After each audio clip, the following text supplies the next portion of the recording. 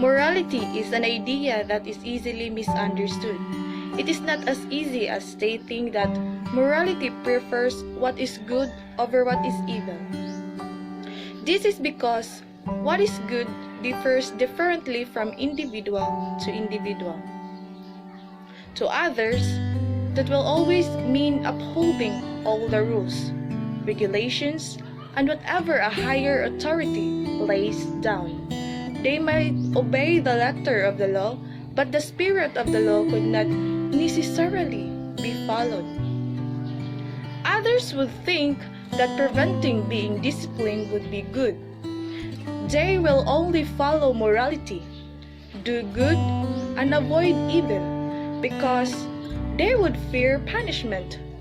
That would be missing the value and the purpose of the following morality, which is to become more like God and what He meant us to be.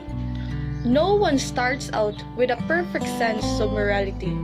This is because through our lives, our sense of morality is something to be built, to cultivate, and evolve into something that will not only blindly continue to do good and prevent evil, but will also understand the justification behind our acts.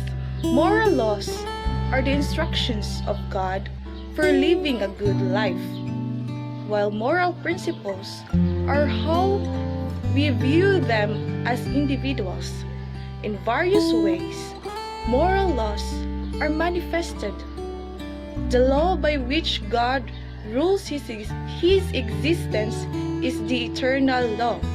However, it is not interpreted by human beings.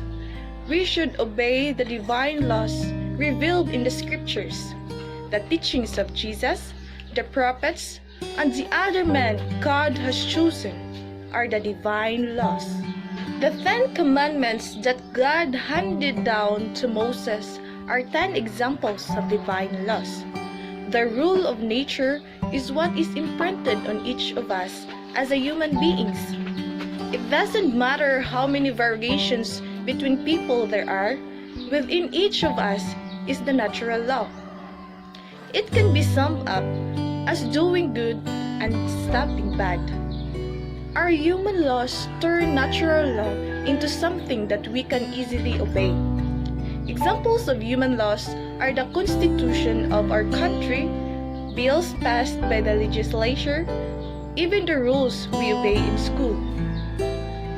The parable of the wise and the foolish builders, also known as the house on the rock, is a parable of Jesus appearing in the Gospel of Matthew chapter 7 verse 24 to 27 and Luke 6 verse 46 to 49. The parable illustrates the importance of building one's life on obedience to the teachings and examples of Jesus. At the same time, this parable illustrates the contrast between following moral laws and following moral principles. The man who built his house on the sand decided to build a seashore house, and he did so. He was following his own interests, symbolizing his moral values. He had an idea of his own of what he wanted to do and how he wanted to do it.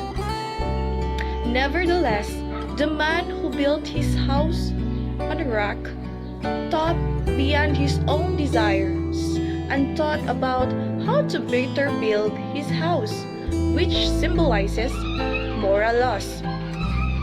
We can see in this parable that sometimes it is not wise to follow moral values.